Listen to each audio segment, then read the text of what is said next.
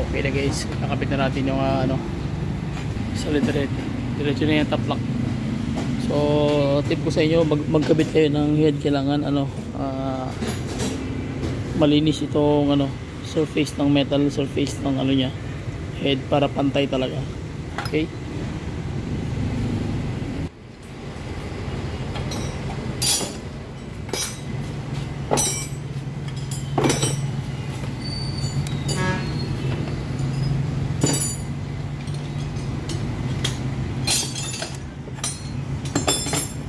Okay, so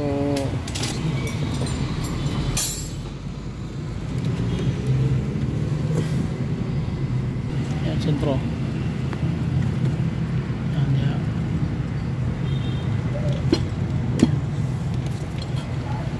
Yun, sentro na. Salpak na. So hindi na ito niluwagan. So tinanggal na lang diretso, no? Okay. So hindi natin ito tinanggal guys, yung kanyang camshaft, para diretso na salpak. Okay na, so ang gagawin, maghihigpit na ng bolt, cylinder head bolt.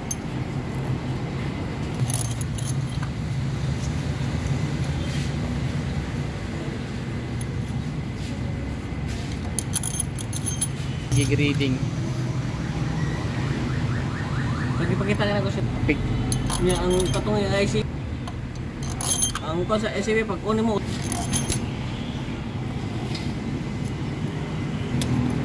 Nakabalo na to siya nga, okay na.